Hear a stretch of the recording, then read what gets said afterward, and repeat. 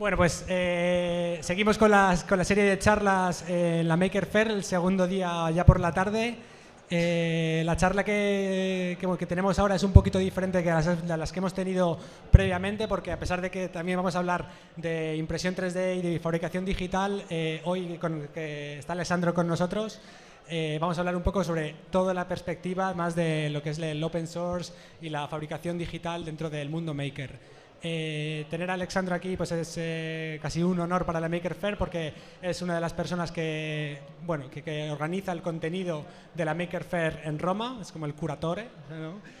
Y luego, bueno, pero eso es una pata, y luego por otra parte la parte importante es que Alessandro es el creador de un software de diseño de impresión 3D que es how do you pronounce that?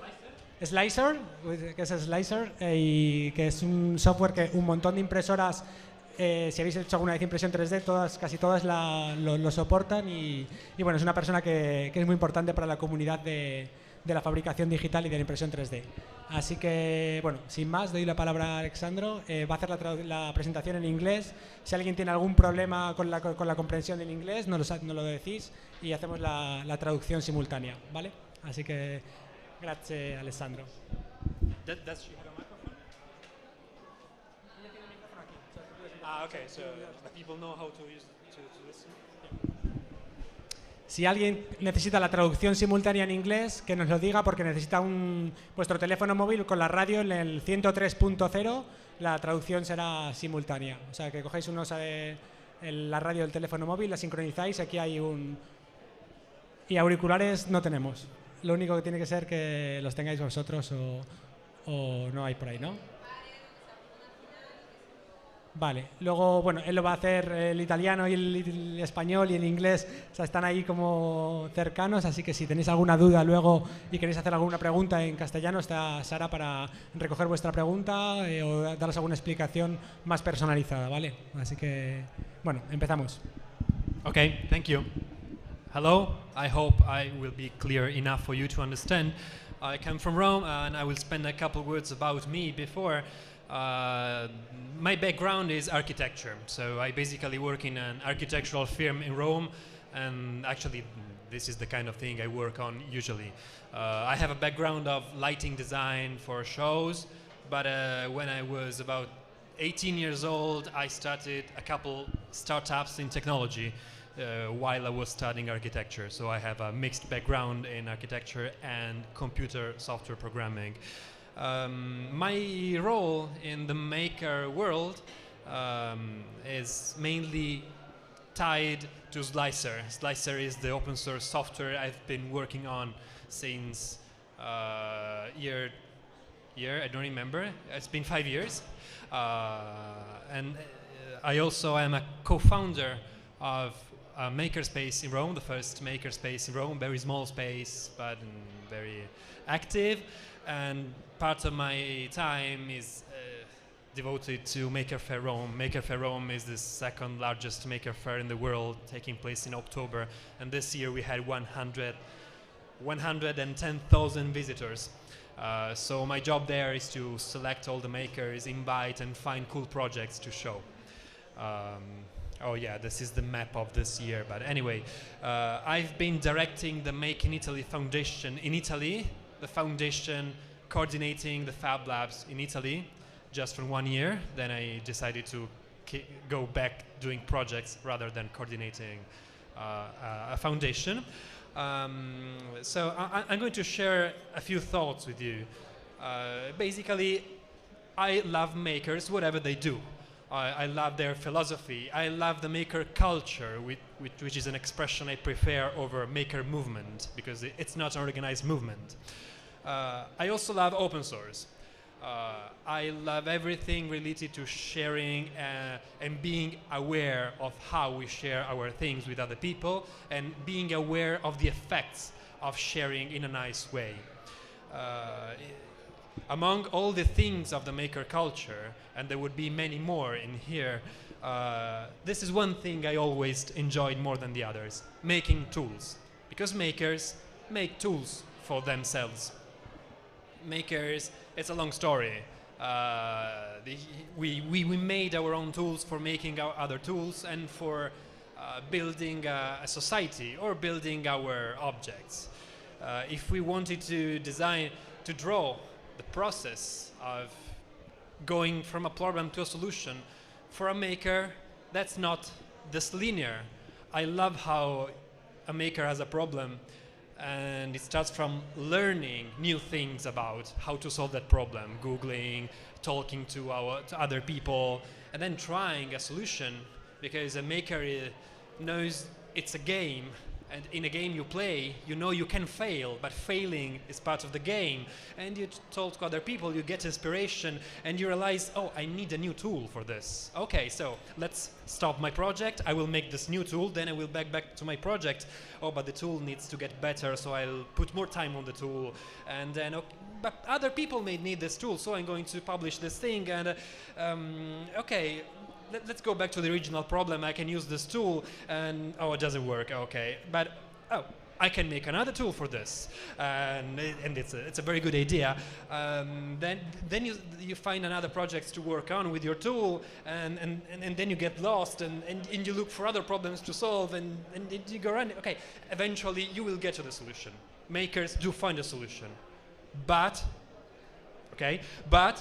they learned a lot of things. They met a lot of new people. They have more tools in their lab.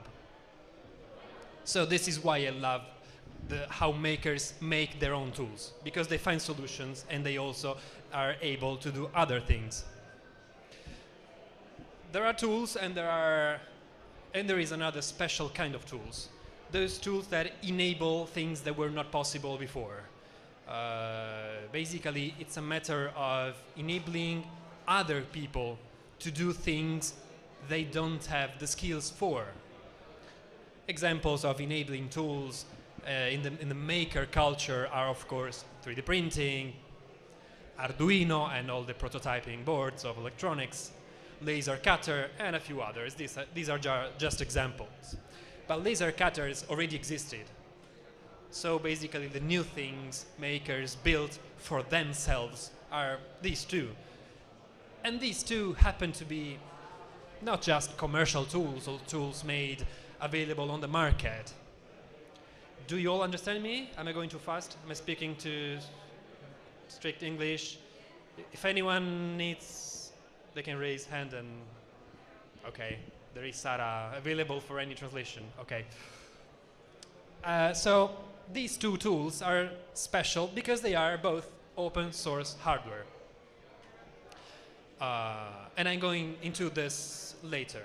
I want to talk about how I think that digital fabrication is really tied to open source culture. For a maker, building a 3D printer, building your own 3D printer is several things. Is a project, is your first project. Is a tool for making other project. It's a learning experience because it's a machine where many people learn electronics for the first time, mechanics for the first time, software for the first time, Arduino for the first time, soldering for the first time. It was my case, for example. I'll put a few philosophic ideas right now. I'll try not to get you too bored about this, but fabrication, simplifying, has always been thought about energy and matter. In Greek philosophy, Chinese philosophy, you know the elements, fire, earth, whatever. It's a combination of these two things, basically. And the so famous Industrial Revolution is all about putting more energy in this combination. So fabrication, even after the Industrial Revolution, was about energy and matter to transform. Just a bit more energy, but still the same combination. Then, this man, I'm sure you don't recognize the face, but he's very important in our story. Norbert Wiener, 1949, the father of cybernetics. He said one thing: we have another element. We have information. And Greek philosophers didn't think about information. He said information is a distinct entity from matter and energy. It's another thing we put into the equation.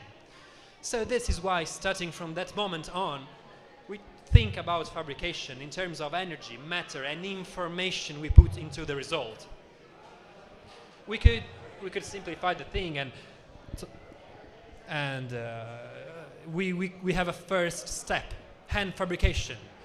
All the three things are directly controlled by the human operator, moving the tool and transforming the matter and thinking how the process has to work. Then we could think about a second step: machine fabrication. What do machine do? Machine works on energy and transforming the matter, but still under the direct guidance of a human controlling the process. This is where digital fabrication comes. The machine does all the three things. The machine also has the notion, the control of information. The human designs the intersection and the combination of these three things.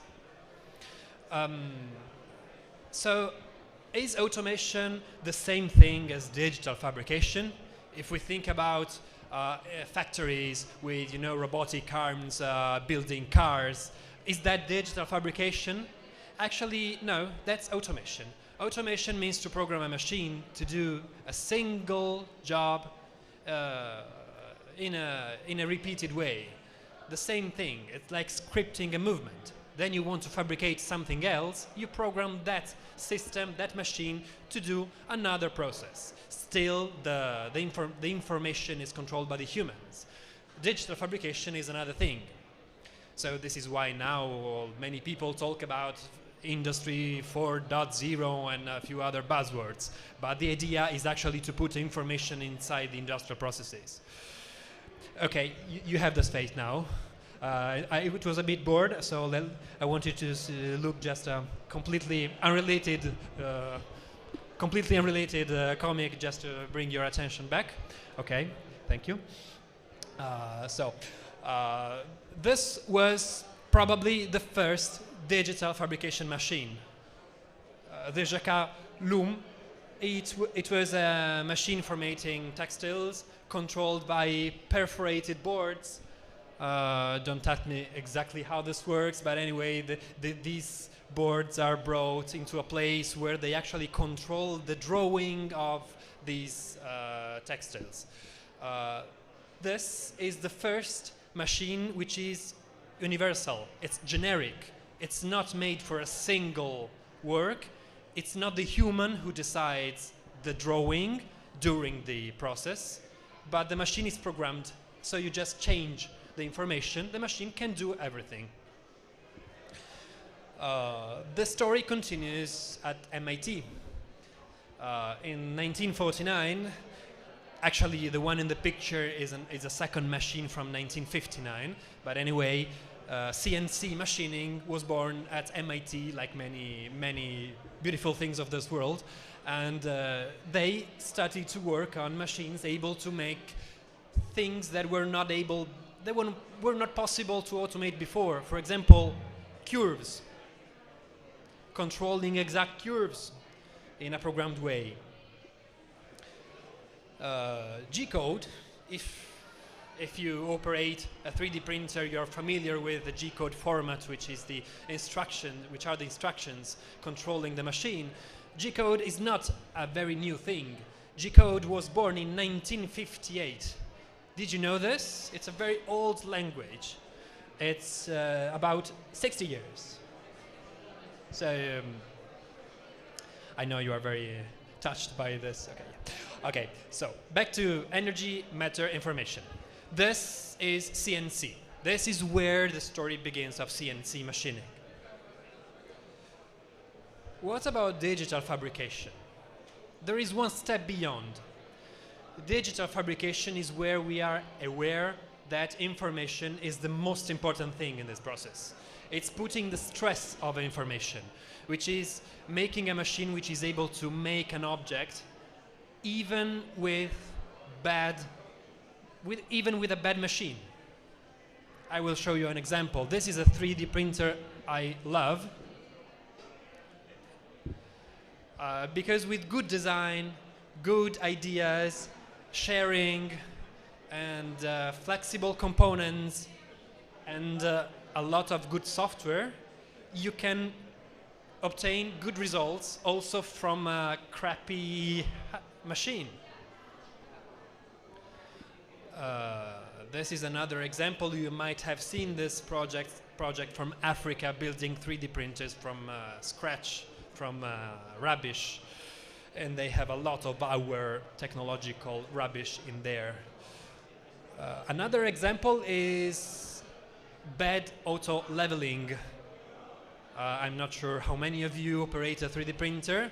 It's been a couple years, 3 years, that we have this feature which is able to work on printers even when the print surface is not exactly horizontal.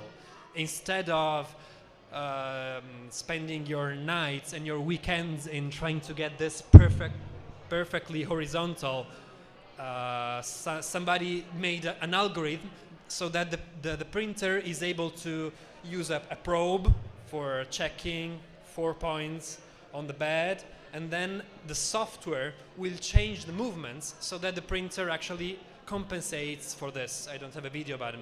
I'm sure some of you have seen this. And this is an example of a very skewed bed. So even with a very bad machine, if you put software, if you put algorithm, if you put knowledge, people will be able to use this for getting a result. This is an enabling tool. This is something that some people did and other people are able to use for their purposes. So what about open source in all this story? Open source has open source software, which is where open source originates in the 80s, was always considered an alternative to other commercial software. So open source is a philosophy. We need open source. We need free software because we need freedom. We need good alternatives to other software. If you think about the open source software things you know, you will come up with all things that were built as alternatives to good or established commercial things. Linux, Android, they are all alternatives to Windows or Mac or iOS. GIMP is an alternative to Photoshop. Inkscape is an alternative to Inkscape. Everything in the open source world was born as an alternative to something else. There is a difference in digital fabrication.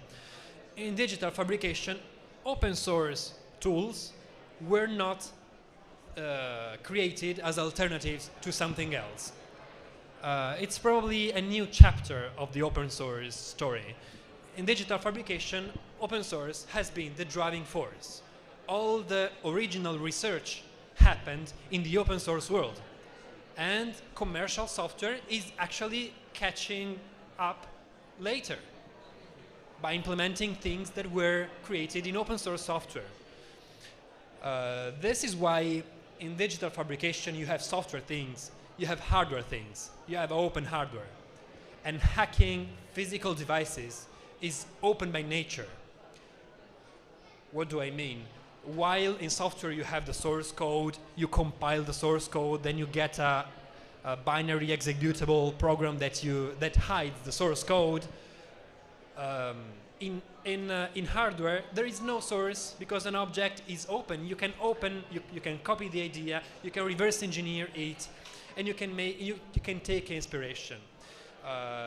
For example, if you are familiar, if you ever read something about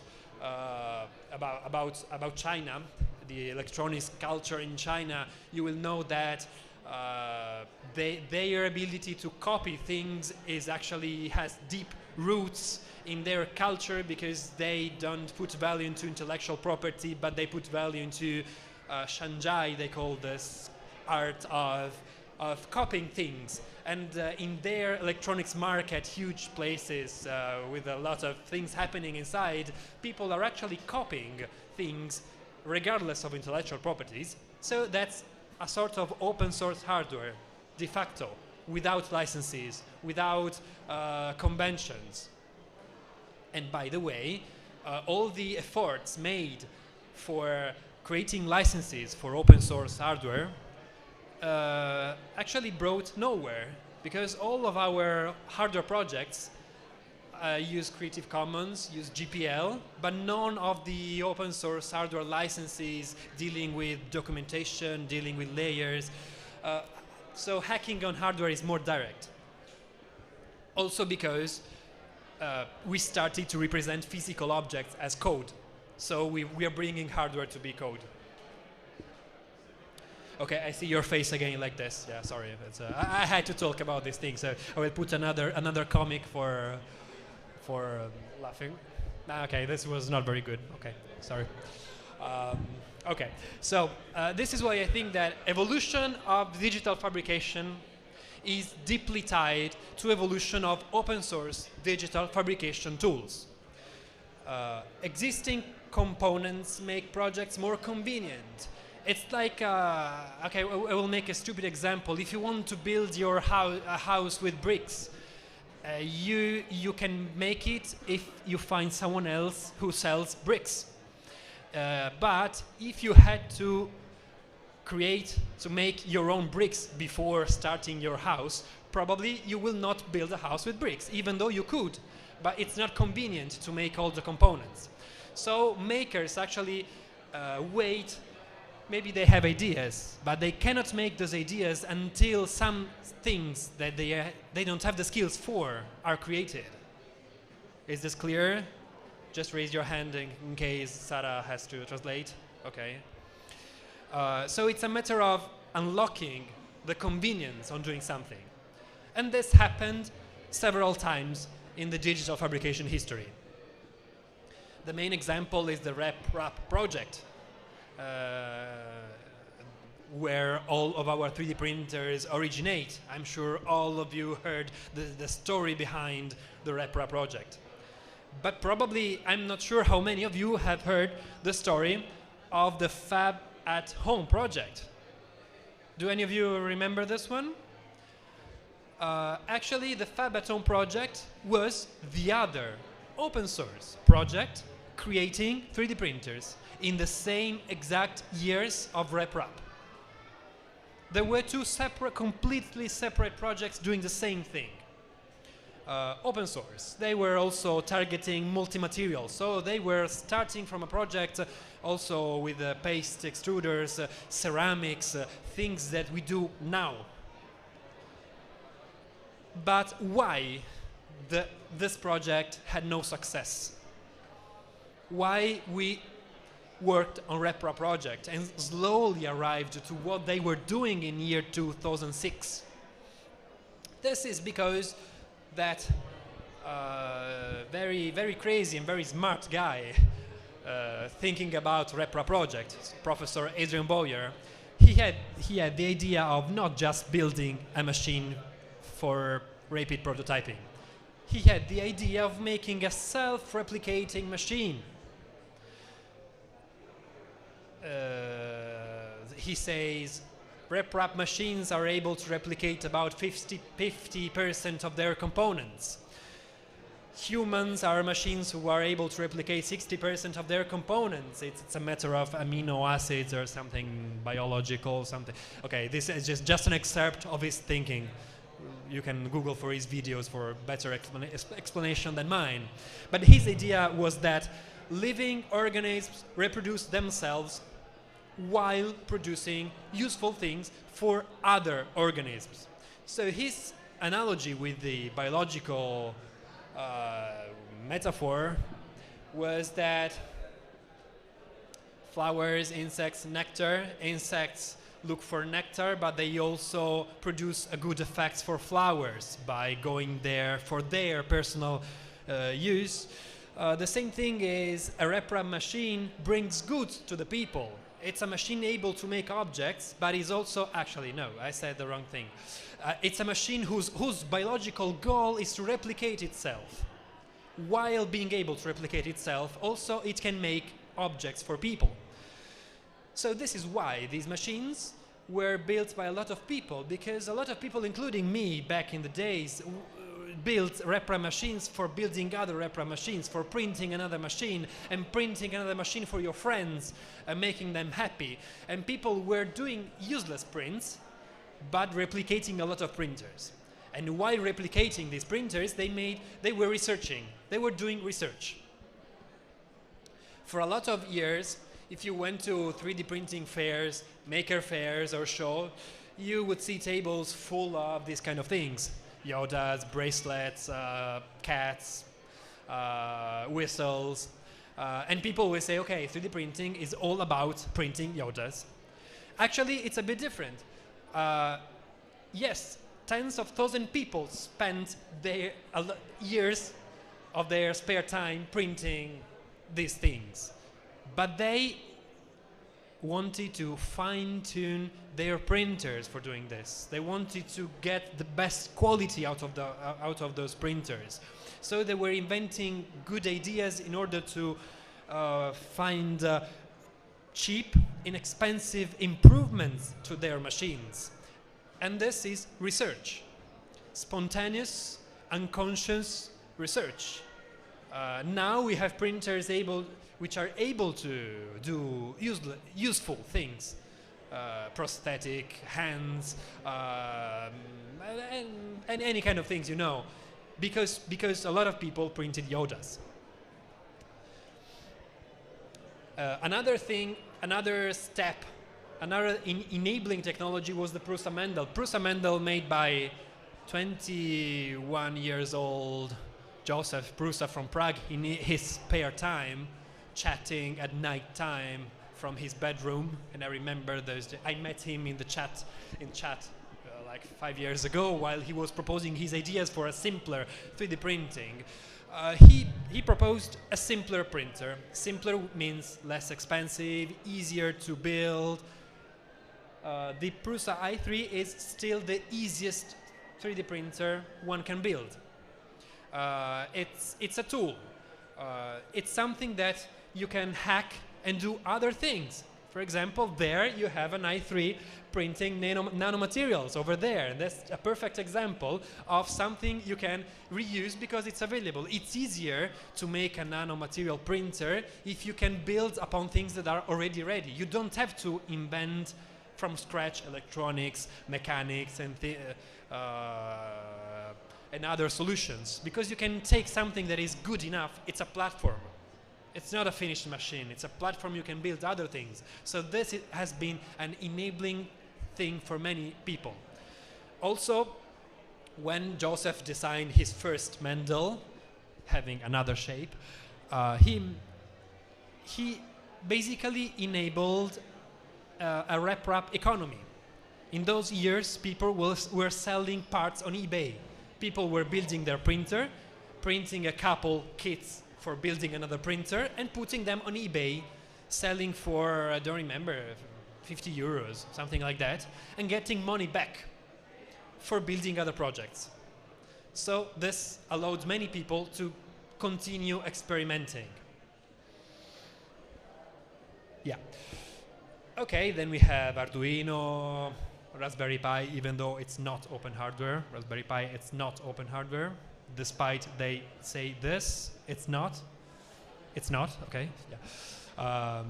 Then it's marketing.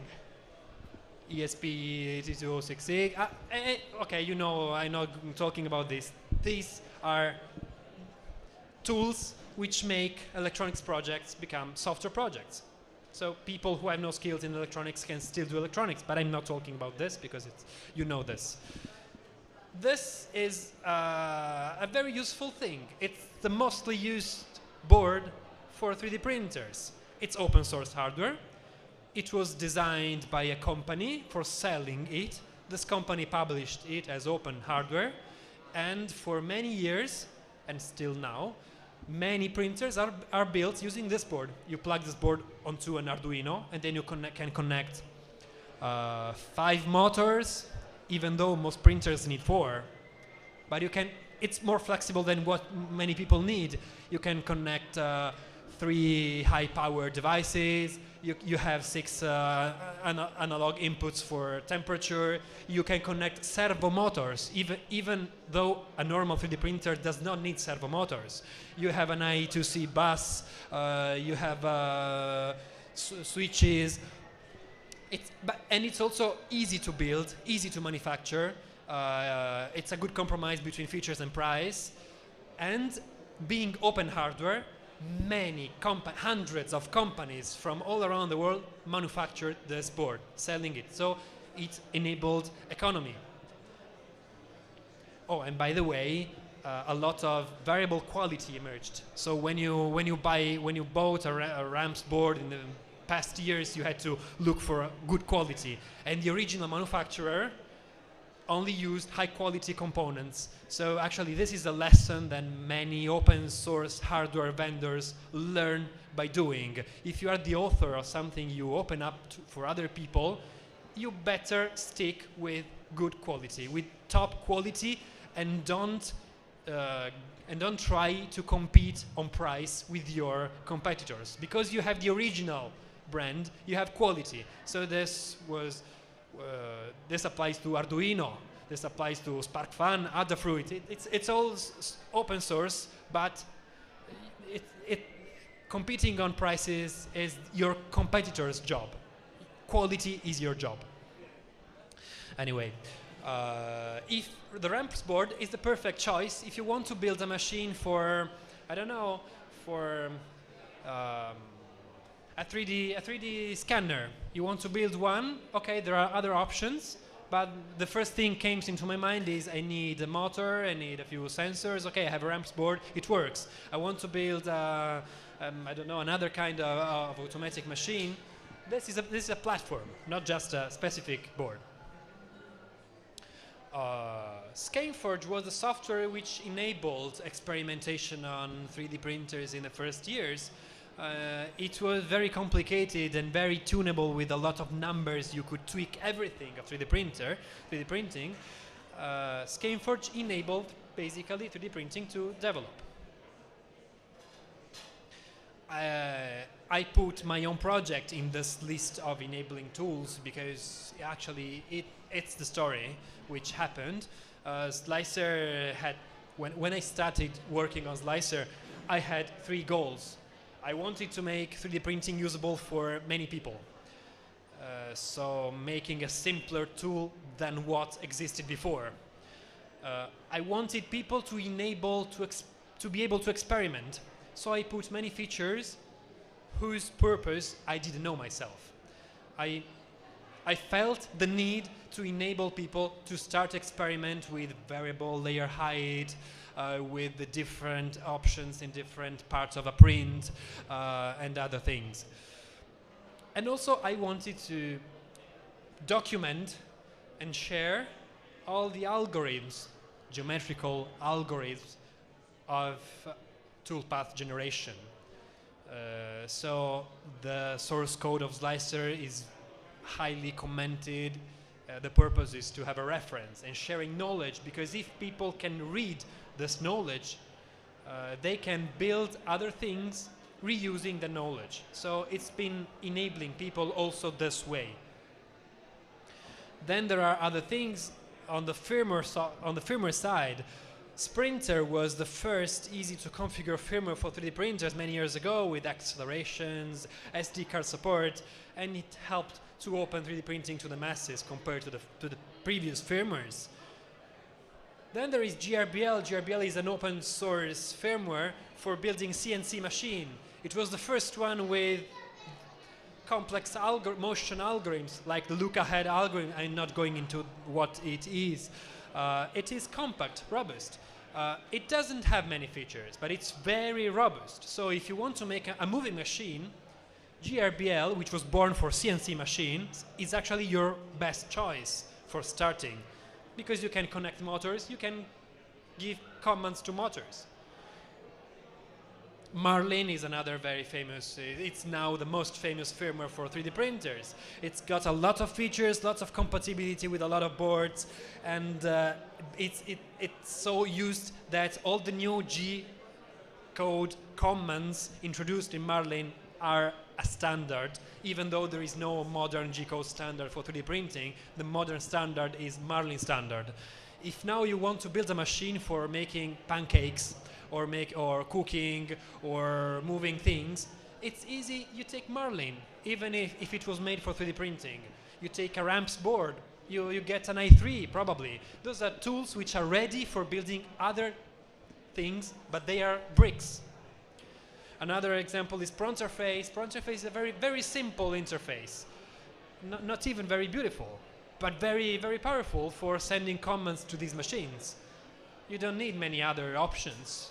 You need your pancake machine, you just use Pronterface for the machine.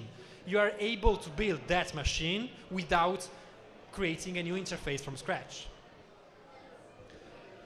And OpenSCAD, it's a CAD for designing objects by writing code. OpenSCAD actually enabled collaboration on hardware. While other people were debating on standards, licenses, and formats for documenting hardware, OpenSCAD solved the problem by offering people the ability to describe hardware as lines of code. So you can put them on GitHub, you can collaborate with patches, pull requests, all the patterns that were available for software. Okay, and this is the end of this small list of tools I think are enabling people to make other projects. I want to spend a couple words on. I wish I had another comic, but I don't have one more comic. It would be the right moment, but anyway, I want to spend a couple words about this thing. Not commercial. Many people don't know or have mixed feelings about open source and commercial software. Open source, it's not about making something not commercial.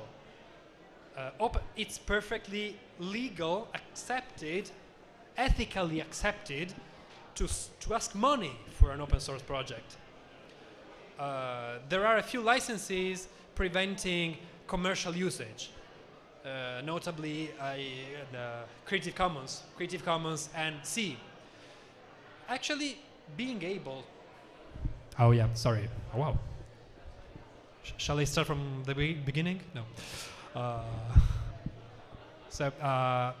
Not commercial licenses actually prevent other people from investing in improving your project.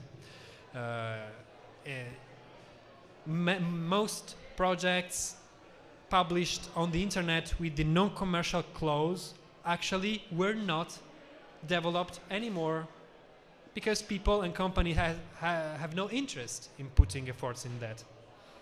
So it's good to allow people to make money on your project because they will have sustainability, they will have a reason for working on your project. However, I think that nowadays there is a bit too much commercial pressure around digital fabrication. I think that as I tried to demonstrate in this talk, that digital fabrication was developed thanks to the evolution of open source tools. Now I see that there are not so many new open source tools being developed because there is an economy, there are companies, and if you make a tool, a long-term project, you think about how other companies will make profit from it.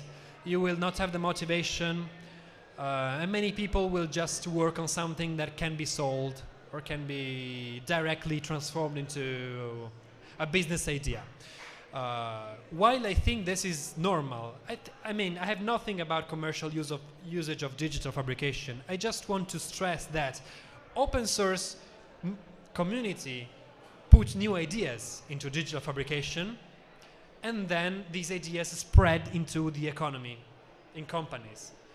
We need more open source now for creating new ideas, new machines, and let new companies actually profit from this. Because the economy of 3D printing is probably going to get full at some point. People will stop buying so many 3D printers at some point, but if there are new ideas born with the same convenience of 3D printers, companies will be able to sell them. And yeah, I'm going to stress this, we need more open source, but for many things there is a lot of work to do. For example, a lot of people now talk and work with robotic arms. You start to see robotic arms in many places. There is no open source software project for robotic arms still.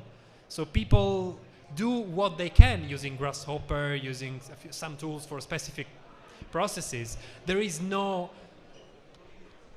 large project for addressing the usage of robotic arms. Non-planar printing on curved surfaces, or machines for making objects by combining bricks, for example, machines for taking Lego bricks and creating an object from an STL file, I don't know, or combining spheres or modules. These are just examples. 5-axis milling. There are so many things that we would need, and so many new projects that could start, and many new economies that could be unlocked by this. So my goal is to encourage people to actually work on open source projects, because companies around digital fabrication, yes, they are probably doing research and development. My opinion is that they are doing research on what the market needs. So easy to use machines, certification for kids for using the printers, but the most of the advance comes from the open source part. I know this may sound a bit strong opinion, but I'm trying to share what I felt all the time working on Slicer. I put a new feature because I had the idea of a feature, but without knowing what people would do with that feature. I published the software, and then someone will start using the feature for something completely different. Bioprinting, pick and place, huge machines. And so unlocking abilities of people is something that still needs to be done a lot. How long did I go? Okay, 30 minutes. So I will stop here, and if you have any questions, I'm here for answer.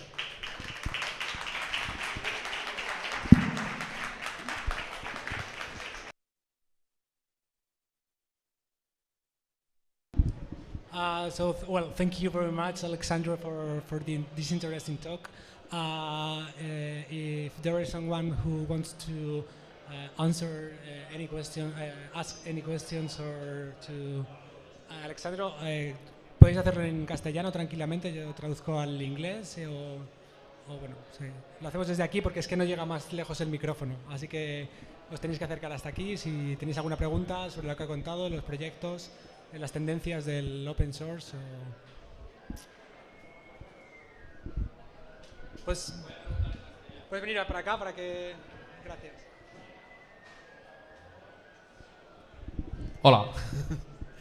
Vale, que todo esto la fabricación digital y el open source, pero es que aquí parece que siempre estamos esperando un software gratis para hacer un hardware que podamos cobrar. ¿Me explico? O sea, decir, parece que todo el movimiento económico siempre se tiene que sustentar en algo físico. No falta en todo esto de decir, bueno, hay muchos software circulando por la red, alguien se estará ganando la vida haciendo software, ¿no? Todo el mundo lo estará haciendo por buena voluntad, por donación o por yo que sé qué intereses, ¿no? Eso por un lado, es decir, y además no lo valoramos porque construimos cualquier proyecto con Arduino o cosas así y estamos esperando que cualquier utilidad software que necesitemos esté disponible en la red y la podamos bajar de forma gratuita, ¿no? Eso por un lado. Y por otro lado, si seguimos sustentando la economía en cosas físicas, seguiremos manteniendo el problema que tenemos de medio ambiente y de todas estas cosas, ¿no? La economía tiene que tender a moverse a cosas que no sean físicas, que no consuman recursos del planeta. Entonces, de alguna forma, todo ese open source, no sé, o yo estoy confundido y no lo veo, o tiene que generar de alguna forma algún tipo de movimiento económico. A ver qué tienes. Okay, so 2 questions. The first one was related to the... Sorry? the first question that Okay, so the first question that he wanted to know is, so we are speaking here about open source, where we can spread, we can share, we can reuse the open source, but at the end, what he wants to know is that the enterprises, people really get the open source software to create hardware for selling. So, and the question was, what is exactly the business model for creating software to open to the society if afterwards one businessman or an entrepreneur will get the software and use it for creating something which is going to be commercial and well. So that was one of the questions. And the second question was, we are always speaking about creating physical stuff from open software. There is an open hardware movement now. So if we are sustaining the economy on physical things, what do you think that all this new creation of PLA, 3D printing, new Arduinos, new electronics, how these creations, how they will impact over the planet if we are creating a movement onwards of the physical creation of things, and that may impact directly to the environmental. So the question is whether we are creating useful things? Yeah. Okay. Because the acoustic is not very good from here. So. When you share something with an open source license, you have to know what the rules are. You have to be prepared that the main licenses don't even require people to keep your name in the software. You have to know this, and if you are happy with this, go on. And all of the open source software we use, it's like this. For example, I put many years of my life into developing Slicer.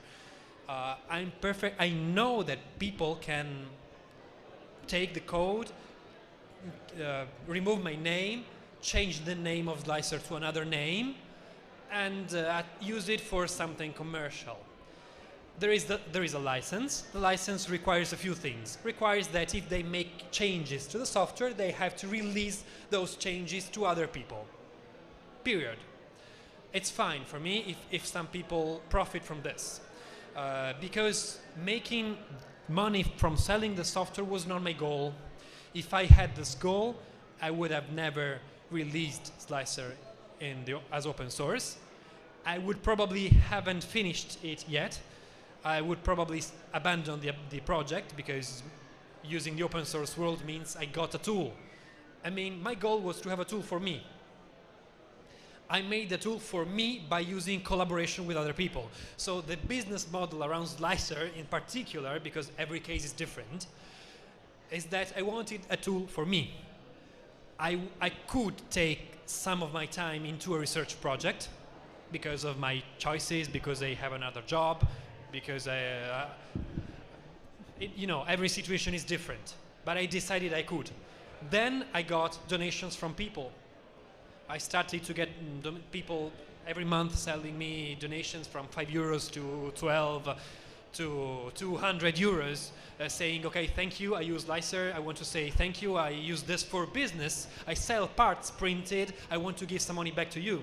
So I actually got a fixed salary every month with people selling donations.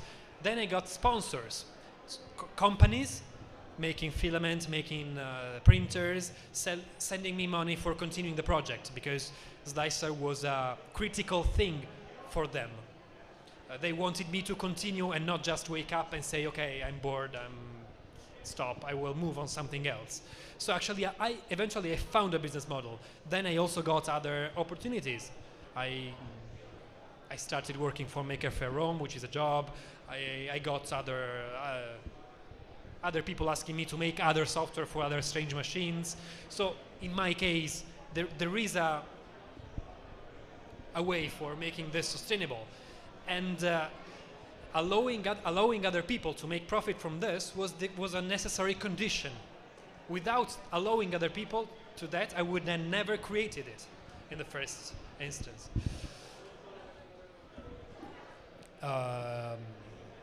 Okay, the answer could continue, but I think this is the core of the thing. It's just about making the project is alive. The project is alive beyond you. For example, in the last 1 year, I haven't been working on Slicer a lot, and other people are working on it. The project is alive, and I don't know what's happening because I am too busy and I don't know. It will be too strong for me to go there and see what happened, but the software now is different from what I did 1 year ago. It's alive beyond me, and if other people are putting effort into that work, I have a better tool for me, other people have a better tool. Okay, it's not my merit, but still, my goal was not to be famous and rich, my goal was to have a good tool for me. Regarding the second part of the question, I'm not sure I got it right, but it's a bit wide. I keep seeing that many people are doing useful things. It's a bit difficult to identify the role of these technologies in useful processes. My experience from curating Maker Faire Rome is that the maker culture has a media environment where there are websites for makers, newsletters for makers, forums for makers, but many times the technologies we create are used in other contexts, in companies, in design firms, and in other situations which are outside of the maker world. So we don't even know where a 3D printer is used. So the media representation of what makers do and what maker technologies enable is limited on what is actually happening, because a lot is happening in sectors of normal life, economy, business, research, industry. It's just no large company is writing a blog post by saying, I used Marlin for printing the prototype of my new product. So I actually see that a lot is happening, a lot useful. I'm not sure this was a question, but anyway. Okay.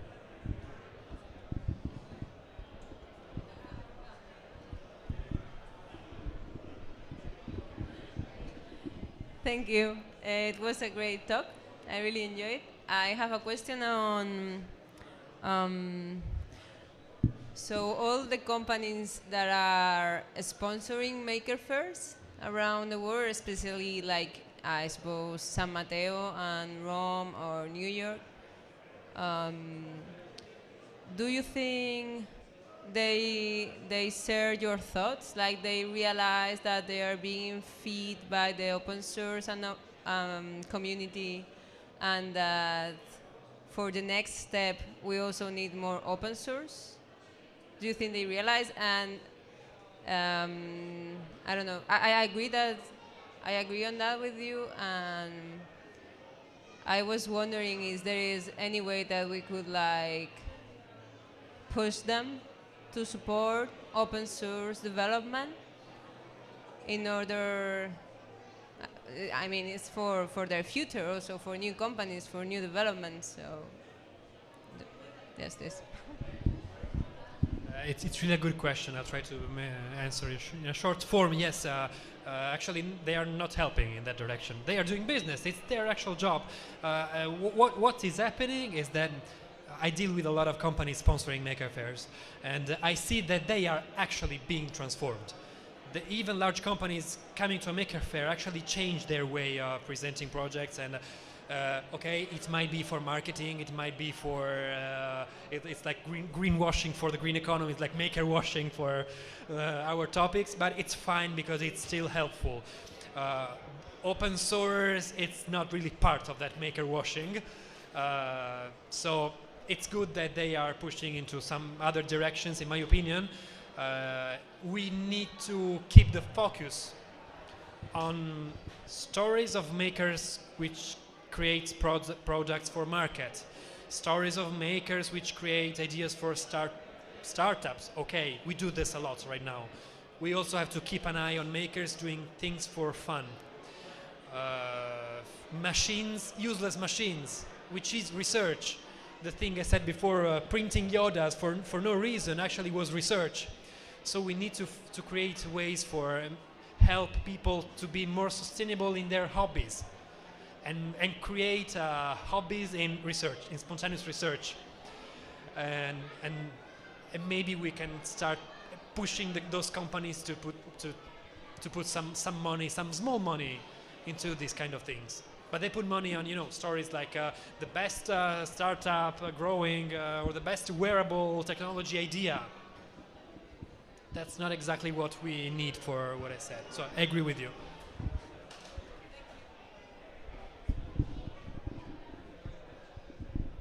First of all, thank you for Slicer because we use it a lot. And my question is more curiosity. I mean, you said that you are an architect. And did you know anything about programming, or you just learned it from scratch? Did you know about it? Okay, yeah, just that. Thank you. Yeah, I've been programming since I was a kid. I started to code at 7 years old, and then I continued. So it was a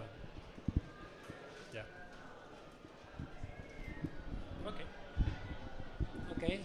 Well, thank you very much again, Alessandro. So we will get something like our 10-15 minutes after the next talk. We will give the announce of the whenever the talker will come here to the floor to give his talk. Thank you.